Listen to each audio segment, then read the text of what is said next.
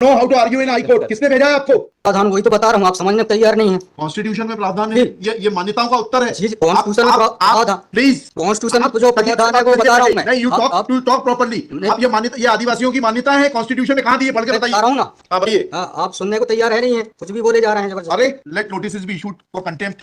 तहजीब से बात करना सीखो, बदतमीजी करना भूल जाओगे सारी। And every lawyer should note, किसी ने भी बदतमीजी करी है, कंटेम्प्ट ड्रॉ करूंगा, जेल आइएगा कि हमारी गर्मी दिखाने के कारण कोर्ट ने खारिज कर दिया। जय हिंद, वंदे मातरम। दोस्तों, आज का वीडियो मैं आपके लिए लेके आया हूँ। एक केस फाइल हुआ था बागेश्वर धाम के ऊपर, और बागेश्वर धाम के ऊपर केस तो बहुत सारे फाइल होते ही रहे हैं, लेकिन ये जो है बहुत ही इंटरेस्टिंग डिस्कशन है, जहां पर वकील और जज के बीच में आपस में बहस है। और वकील जो है उसको भी आप पहचान जाओगे कि ये वकील की जो मानसिकता है वो क्या है, और वकील जो है वो किस आइडियोलॉजी को सपोर्ट करता है। तो दोस्तों, बिना कुछ देर किए हुए इस वीडियो को देख लेते हैं, और अपने व्यू में वीडियो के बिल्कुल एंड में रखूंगा, तो वीडियो पूरा जो देखिएगा बहुत ही इंटरेस्टिंग है। और इस पर काफी ये वीडियो वायरल भी हुआ, क्योंकि जब ये केस फाइल किया गया तो इसका बैकग्राउंड ये था कि बागेश्वर धाम जो अपना जो प्रवचन करते रहते हैं, अपनी सभाएं करते रहते हैं, तो वो कहीं पर सभा कर रहे थे, तो उस जगह के जो लोग थे उन्होंने कहा कि यहाँ पर आदिवासियों की जो उनकी अपनी मान्यताएं हैं, तो उनके आधार पर जो बागेश्वर धाम जो है वो हिंदुइज्म को प्रमोट कर रहे हैं, जिससे जो आदिवासी हैं उनकी जो मान्यता है वो कहीं ना कहीं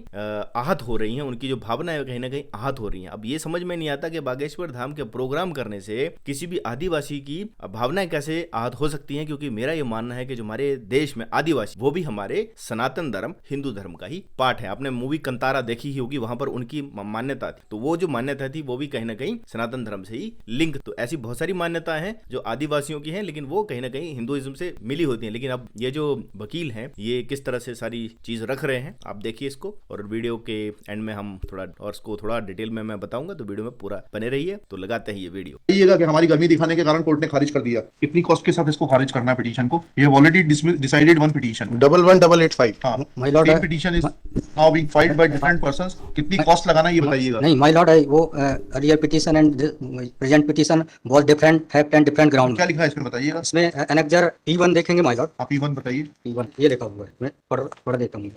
यही आपके ये वही ग्राउंड्स हैं, सारे वही ग्राउंड्स हैं। पैसा है माय लॉर्ड, नीचे में पढ़ रहा हूँ ना, जिला प्रशासन द्वारा पंचायत उपवन अनुसूचित क्षेत्रों पर विस्तार। कहाँ पर, किस पेज पे पढ़ रहे हैं आप? Page number 12। हाँ, कहाँ पढ़ रहे हैं? नीचे। हाँ जी। जिला प्रशासन द्वारा पंचायत उपबंध अनुसूचित क्षेत्रों विस्तार अधिनियम 1996 की धारा 4 में प्रदत्त अधिकारों का उल्लंघन किया जा रहा है। वो पिटीशन पढ़ी है जी, वो पिटीशन, और उसमें हमारा ऑर्डर पढ़ा है नहीं पढ़ा है? जी वो बोल रहे हैं अलग है। माय लॉर्ड में अलग है ना इसमें। एक मिनट पहले पूरी बात सुनिए। Have you gone through that order?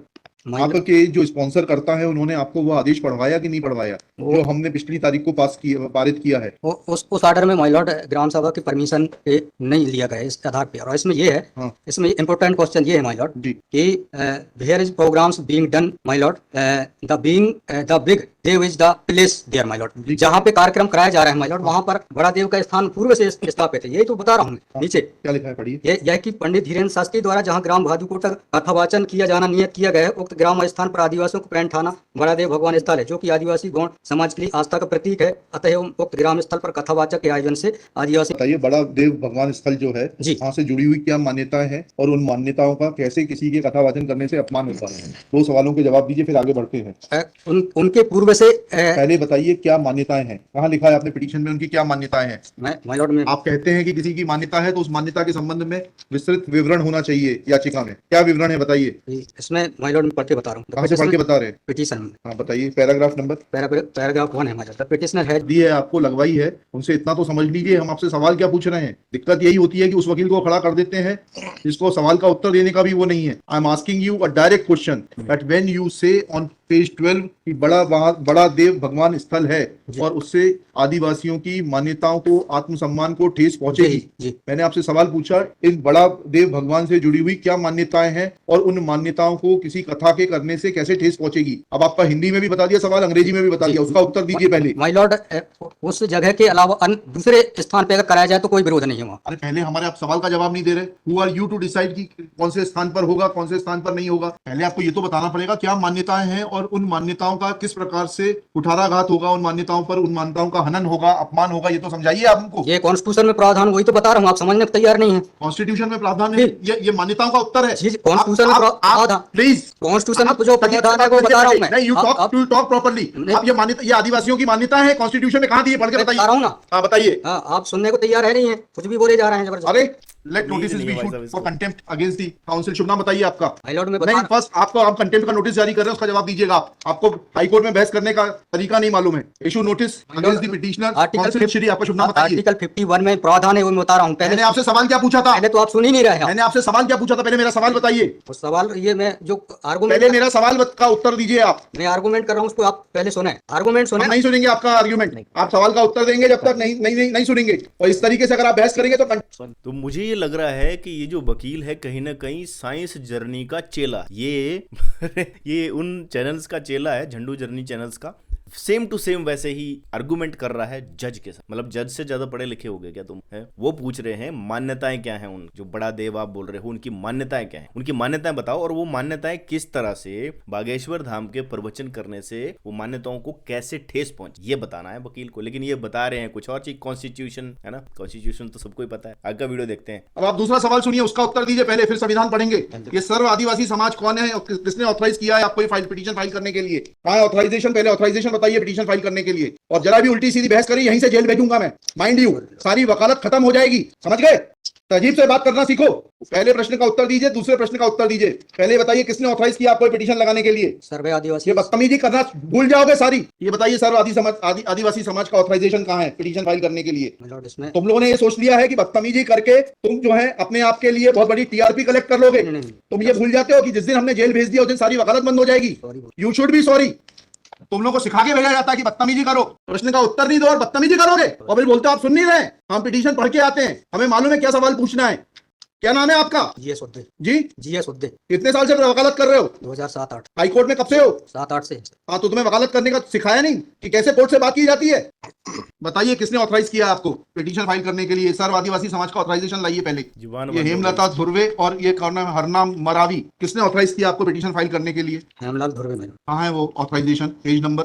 Page number नहीं, वकालतनामा नहीं। उस संस्था का सर्व आदिवासी समाज का रिजोल्यूशन बताइए जिसने कि इन दो लोगों को, हेमलाल धुर्वे जी को और हरनाम मरावी को, ऑथराइज किया है कि पिटीशन फाइल करने के लिए। सर इसमें जो पेज नंबर 47 है। पेज नंबर 47 जी बताइए। 47, 48 और 49 में। पढ़िए उसको, पढ़िए प्लीज। 47, 48 में क्या लिखा है? आज ये टाइप कॉपी पढ़ रहा हूँ मैं। आज दिनांक 10/5/2023 दिन बुधवार को समाज की संयुक्त बैठक विमान धोरा सिंह मशकोली जी की अध्यक्षता तथा बालाघाट जिले के समस्त आदिवासी सामाजिक संगठन पदाधिकारी सामाजिक कार्यकर्ताओं को उपस्थित महिला पुरुष एवं युवाओं को उपस्थित हुए सहमति बैठक कार्यवाही सगाजन को विचार मनन करने का लिया गया, जाकर निर्णय लिया गया कि निम्नानुसार भारतीय संविधान का अनुच्छेद 244 पांचवीं अनुसूची के तहत अनुसूचित क्षेत्रों में 1996 के नियम 22 के तहत कहाँ है लेटर हेड? कहाँ है ऑथराइजेशन? लेटर हेड लगाए प्लेन कागज पे कोई बैठक कार्रवाई कर लेंगे, उसका कोई औचित्य थोड़ना है।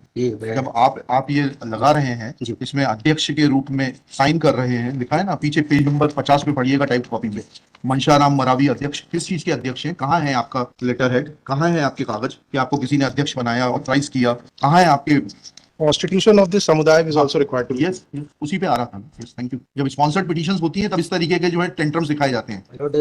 रजिस्ट्रेशन है इसका, लेकिन मैंने फाइल नहीं किया। नहीं किया फाइल तो फिर आज इसको नहीं सुन पाएंगे। जब फाइल करेंगे तब सुनेंगे, तो खारिज कर देंगे इसी ग्राउंड पे। आप रजिस्ट्रेशन के साथ नई पिटीशन फाइल करिएगा, लिखिएगा। श्री कल कार्यक्रम ऑर्गेनाइजेशन क्या कर सकते? आपको तैयारी करना चाहिए थी। जितनी गर्मी आप दिखा रहे थे, ये बात आप विनम्रता से पहले कहते तो आपको सुन लेते।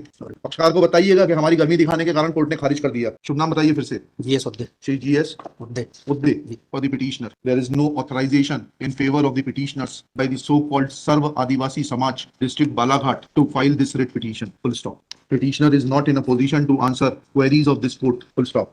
While petitioner was reading annexure P1, this court wanted to know in categorical terms, comma, this petition is not mature to be given a hearing. Full stop. Petition is returned with the liberty to file properly constituted petition if petitioner so desires. तो दोस्तों ये सारा आपने यहाँ देखा किस तरह से डिस्कशन होते हैं कोर्ट में। अब आप समझिए कि जो आज लोग YouTube पर सनातन धर्म को बदनाम करने के लिए डिबेट्स कर रहे हैं, उन लोगों के क्या आधार होते हैं आप खुद ही सोचिए, कितने निराधार होते हैं। सबसे पहले जो बंदा इसने यहाँ का कहा, जज साहब ने कहा कि अगर जो आप बोल रहे हो जो बंदा है जिसने केस किया है उसका ऑथराइजेशन बताओ कि क्या वो ऑथराइज है केस फाइल करने के लिए, क्या संस्था की तरफ से वो ऑथराइज है, तो वहीं पे वो फेल हो गए। दूसरा उन्होंने बोला जो बड़ा देव स्थान है उसकी जो मान्यता है वो किस तरह से बागेश्वर धाम जो है उसकी मान्यता उनकी मान्यताओं से भिन्न हो गई, जो सनातन धर्म की मान्यता। देखो हर आप जाओगे कहीं पे भी, जैसे कंतारा मूवी आई थी, आपने देखी होगी कंतारा मूवी, तो कंतारा मूवी में भी वो एक देव थे जो उसके अंदर आते थे और वो देव अंदर से बोलते थे। तो वो जो देव थे उनकी जो मान्यताएं थी वो कहीं ना कहीं सनातन धर्म की मान्यताओं से जुड़ी हुई हैं। आज मैं आपको बताऊं कि आज ऐसे बहुत सारे हर जगह पे, हर कस्बे गांव में छोटे छोटे देव होते हैं। कुछ ऐसे जगहें हैं जहां पर वो उनके अपने पूर्वज होते हैं जिनको कि देव बनाकर वहां पर वो लोग पूजा करते। तो उन देवों की जो मान्यताएं हैं वो कहीं भी सनातन धर्म की मान्यताओं से दूर नहीं है। क्योंकि बागेश्वर धाम वाले बाबा किसकी बात करते हैं? वो हनुमान जी की बात करते हैं, वो राम की बात करते हैं। और जो ये लोकल एरिया होते हैं जहां पर ये बोलते हैं आदिवासियों के, तो गांव का एरिया होता है, वहां पर उनके जो देव होते हैं ना वो उनके पूर्वज होते हैं, और जो पूर्वज हैं वो भी कहीं ना कहीं सनातनी ही हैं। तो यानी कि यहाँ पर हिंदू ही हिंदू की नाल काट रहा है, हिंदू ही हिंदू के रास्ते का रोड़ा बन रहा है। अब आप समझ रहे हो हमारे देश इसलिए तरक्की नहीं कर पाया, हमारा देश में इसलिए प्रॉब्लम हुई, अंग्रेजों ने हमारे ऊपर 250 साल राज किया, मुगलों हमारे पर राज कर गए। इसका रीजन है हम हिंदुओं में यूनिटी नहीं। अगर यूनिटी नहीं है इसी वजह से, क्योंकि हिंदू ही हिंदू की नाल खींच रहा है। ये आदिवासी कमेटियां बनी हुई हैं। बेसिकली मैं आपको बताऊं, ये जो कन्वर्जन गैंग वाले हैं ना, ये कहीं ना कहीं आदिवासियों को इन्फ्लुएंस करते हैं और उनके थ्रू ये उनको भड़काते हैं कि जो हिंदू हैं, जो सनातनी हैं, वो तुमसे बिल्कुल भिन्न है। ये एक मूल निवासी करके कभी वो चल रही है जिसमें ये बताया जाता है कि हिंदुस्तान के जो मूल निवासी हैं वो ये आदिवासी ही लोग हैं, और जो ये हिंदू हैं, ये जो आर्यन है, ये बाहर से आए हैं। जो आर्यन इन्वेशन थ्योरी का एक बहुत बड़ा प्रोपोगंडा किया जाता है, हालांकि आर्यन इन्वेशन थ्योरी को गलत प्रूव किया जा चुका है। एक लोकल जगह पे देखो, हमारे में क्या होता है, बहुत सारे देवता होते हैं, सनातन में बहुत सारे देवता होते हैं। आपने वो देखा, जैसे मैं आपको एग्जांपल दिया, तो कंतारा मूवी में जैसे वो गुलिका देव होता है, तो गुलिका बेसिकली क्या है, वो बराहा अवतार का आता है। तो बराहा अवतार किसका है? विष्णु भगवान का बराहा अवतार है। तो कहीं ना कहीं वो मान्यता वहां से लिंक्ड होती है। अब हालांकि वो भी आदिवासी थे, वो गाँव के एरिया थे कि हमारा देव है गुलिका देव, है ना। और मैं आपको ये भी बता दूं कि मैंने देखा हुआ, मैं तो एक्सपीरियंस किया हुआ है, क्योंकि मैं जिस गाँव से आता हूँ वहां पर हमारे भी देव हो, तो वो देव होते हैं ज्येष्ठ उनको बोला जाए, ठीक है। उन देवों की जो बात है, अब उनको मैं ये बोल दूं कि ये जो देव हैं वो कहीं ना कहीं हिंदू से नहीं जुड़े हुए हैं, तो ये मूर्खता से बड़ी और कोई चीज नहीं होगी। क्योंकि जो ये मिशनरीज हैं, ये उन लोकल जो आदिवासी हैं उनको कन्वर्ट करने के लिए उनको भड़काते हैं कि आप ये केस और ये पिटीशंस फाइल करो। ये पैसा आता है इन केस फाइल करने के लिए, वो कहीं ना कहीं मिशनरियों की जेब से जाता है, उनका फंड वहां से किया जा रहा है। लेकिन इनके पास कोई आधार नहीं होते। और मैंने ऐसे 2-3 अभी ऐसे वीडियो देखे जिनमें के ये सारे केस खारिज कर दिए गए कोर्ट के द्वारा, क्योंकि ये प्रूव ही नहीं कर पाए कि जो उनके जो देव हैं उनकी मान्यताएं किस तरह से हिंदुइज्म से या जो बागेश्वर धाम वाले धीरेन्द्र कृष्ण शास्त्री जो बोलते हैं उससे कैसे भिन्न है, और किसी के प्रोग्राम करने से उनकी मान्यताओं पे कैसे असर पड़े। और बोला कि यहाँ प्रोग्राम नहीं कर सकते, आप वहाँ प्रोग्राम कर सकते हो, क्योंकि प्रोग्राम जब होता है तो वो एक जगह होती है, ठीक है, वो ग्राउंड होता है। किसी के घर में जाके तो प्रोग्राम नहीं कर रहे हैं धीरेन्द्र कृष्ण शास्त्री, वो कर रहे हैं कहीं ना कहीं जगह होगी, कहीं ना कहीं ग्राउंड होगा। और जब भी कभी वो प्रोग्राम किए जाते हैं तो जो लोकल जो एडमिनिस्ट्रेशन है उससे भी परमिशन ली जाती होगी। ऐसा तो है नहीं कि आपको कहीं प्रोग्राम करना है तो आप वहां से परमिशन लोगे, लेकिन आप वो परमिशन लेके आ जाते हैं। लेकिन एक आदिवासी समाज है, वो आता है उठ के और ये कहता है कि जी ये यहाँ पर प्रोग्राम नहीं कर सकते क्योंकि यहाँ पर हमारे बड़े देव हैं, और बड़े देव अच्छा हैं तो फिर वो आहत कैसे हो जाएंगे। ये सब चीजें कोर्ट में नहीं चलती हैं। यूट्यूब पे बैठकर आप सनातन धर्म को गालियां दे सकते हो, आप वहां पे डिबेट करते हो जिसका कोई आधार नहीं होता, क्योंकि अभी डिबेट का सबसे बड़ा रूल ये होता है कि पहले सामने वाले बंदे की योग्यता देखी जाती है। वो योग्यता के आधार पर ही सामने वाले बंदे को सामने बिठाया जाता है कि हाँ तुम्हारी योग्यता क्या है। अगर तुम बहुत संस्कृत के विद्वान हो, तुमने पूरे धर्म शास्त्र पढ़े हुए हैं, तुम्हें ट्रांसलेशन भी पता जिससे तुम्हें कोई चैलेंज ही नहीं कर पाए, पर ऐसा तो नहीं है ना। यूट्यूब पे जितने भी लोग डिबेट के लिए बैठे हुए हैं वो क्या करते हैं, वो कहीं ना कहीं किसी ब्लॉग से पोस्ट उठा ली, किसी पीडीएफ से उठा ली और वहां पर वो इंग्लिश का ट्रांसलेशन करते हैं। अगर उनको पूछ जाए संस्कृत का एक श्लोक पढ़ना तो वो एक श्लोक तक नहीं पढ़ सकते। और ऐसे लोग जो है वो डिबेट करने के लिए बैठे हुए हैं। ये झंडू जर्नी जैसा बंदा जिसको साइंस का मतलब स भी नहीं पता, और अगर उसे श्लोक पढ़ने बोला जाए तो वो श्लोक भी नहीं पढ़ सकता है, वो ट्रांसलेटेड चीजों को बताता है और उसको आप अपना सरप्रस्त मान के बैठे हुए हो। पहले तो उसकी क्वालिफिकेशन देखो ना कि उसकी क्वालिफिकेशन, चेहरा छुपा के बैठा हुआ है। सबसे बड़ी बात, ये लोग अपना चेहरा इसीलिए छुपाते हैं क्योंकि ये लोग डरते हैं, क्योंकि इनके पास कोई आधार नहीं होता किसी भी बात का, इसलिए ये लोग डरते हैं। लेकिन अब इनकी व्यूअरशिप क्यों है, क्योंकि वो नफरत का जो बीज बोया गया है, वो लोग जो कुछ लोग हैं जो नफरत करते हैं सनातन धर्म से और अपने आप को बोलते हैं हम मूल निवासी हैं और हम अब बोलते हैं जय भीम। अरे भीमराव अंबेडकर को जाना आपने, भीमराव अंबेडकर जी को पढ़ा, भीमराव अंबेडकर की किताब पढ़ोगे तो उसमें हर चीज बड़ी साफ साफ लिखी गई है। उन्होंने ये भी कहा है कि जो आज के परिप्रेक्ष्य में आप ये दलित बोलते हो, ये वो वो शूद्रों से कोई लेना देना उनका है नहीं। वहां पर भीमराव अंबेडकर जी ने बड़ा साफ लिखा है। और जो बोलते हैं आज के परिप्रेक्ष्य में जो शूद्र हैं वो वैदिक काल के शूद्र नहीं है। वैदिक काल में शूद्र जो होते थे वो गुण और कर्म के आधार पर होते थे। चातुर्वर्ण अम्या सृष्टा गुण कर्मणा विभाग। तो बहुत सारी चीजें हैं, इन चीजों को हिंदुओं को समझना चाहिए। अगर हम नहीं समझेंगे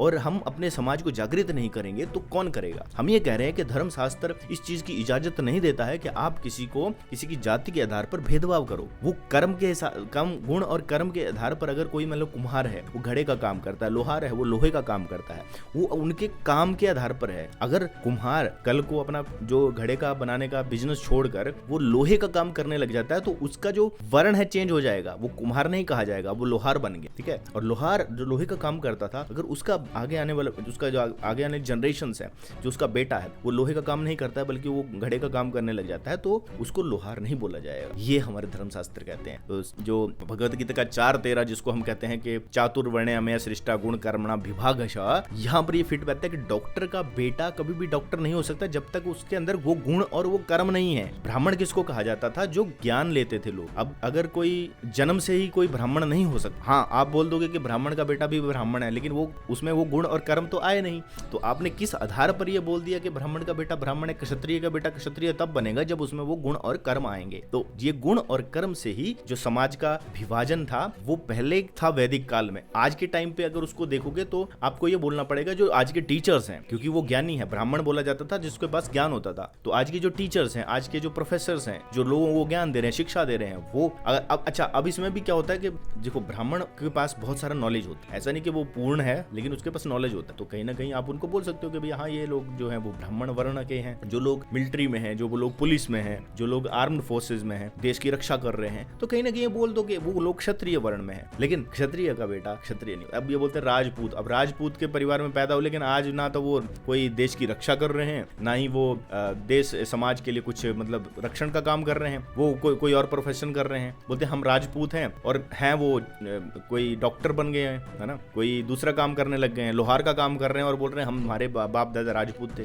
तो तुम्हारे बाप दादा राजपूत थे, तुम राजपूत नहीं हो। अगर राजपूत का मतलब क्षत्रिय वर्ण। ठीक है। और उसमें भी बहुत सारे होते हैं, अहीर हैं, जाट हैं, गुजर हैं। ठीक है। गुजरात जिसका नाम पड़ा था तो गुजर से ही पड़ा। तो ये लोग भी किसी जमाने में क्षत्रिय होते थे, लेकिन आज के टाइम पे आप बोलोगे नहीं वो गुजर है लेकिन वो क्षत्रिय वर्ण में। ठीक है। इस तरह से समझना चाहिए, तब जाके आपको चीजों समझ में आएगी कि नहीं यार किताबें कुछ और बोल रही हैं। आप किसी को बदनाम कर दोगे, ब्राह्मणों ने ये किया, ब्राह्मणों ने वो, सारा ठीक है ब्राह्मणों के ऊपर ठोक दो। क्या ब्राह्मण अकेले जिम्मेदार हैं? मतलब ब्राह्मण वो जो अपने आप को जन्म से ब्राह्मण बोलते हैं। मैं कर्म से ब्राह्मणों की तो बात ही नहीं कर रहा। वो तो मैंने अपनी डेफिनेशन अभी क्लियर कर दी कि कर्म से ब्राह्मण वही होगा जिसके पास ज्ञान होगा, जिसके पास चारों वेदों का ज्ञान है, पंचवेद का ज्ञान है, और जो समाज को शिक्षा का देने का काम करता है वही ब्राह्मण है। तो जो बोलता है जन्म से मैं ब्राह्मण हूँ, उसकी तो मैं बात ही नहीं कर रहा। वो तो गलत बोल रहा है। वो बिल्कुल सही नहीं है। वो शास्त्र संगत बात है ही नहीं। जो अपने आप को जन्म से क्षत्रिय, जन्म से ब्राह्मण, जन्म से शूद्र, है ना। शूद्र तो मतलब सेवा भाव, जिसके अंदर सर्विस, जैसे आज का सर्विस सेक्टर है। अब आपके पास ना तो ज्ञान है, ना ही आपके पास ऐसी ताकत है जिससे आपके देश की रक्षा कर रहे हैं। ठीक है। आप ना ही बिजनेसमैन हो, आप ना आपको पास पैसा है, लेकिन आपके अंदर क्या है, एक पर्टिकुलर स्किल है। जैसे मैंने कुम्हार और लोहार का एग्जांपल दिया। तो आप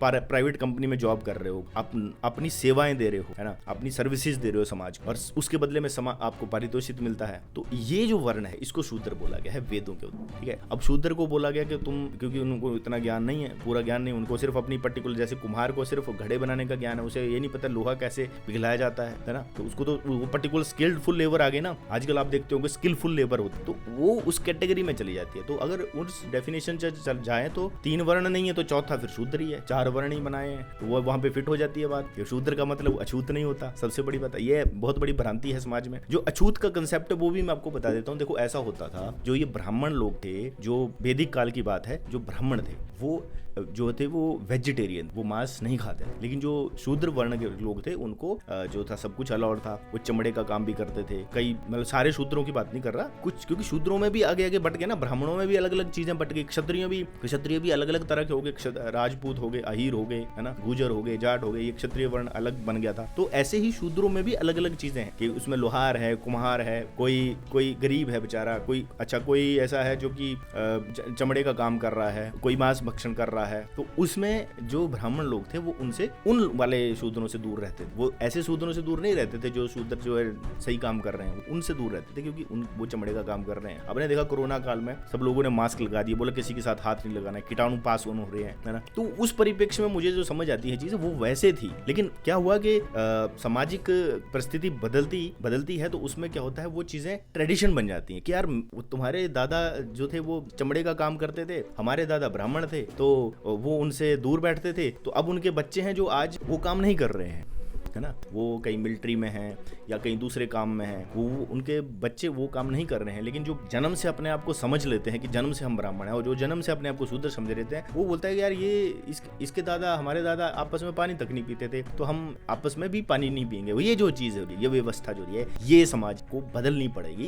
इसके लिए आपको चाहिए ज्ञान, नॉलेज। जब नॉलेज नहीं होगा तो आप उस व्यवस्था को नहीं बदल सकते। तो ये मैं एक छोटी सी आपके लिए वीडियो लेके आया था, तो उम्मीद करता हूँ आपको सारे पॉइंट क्लियर हो गए होंगे। तो दोस्तों ये कोर्ट में जब जाते हैं तो इस तरह से सारे केस, झूठे केस खारिज हो जाते हैं।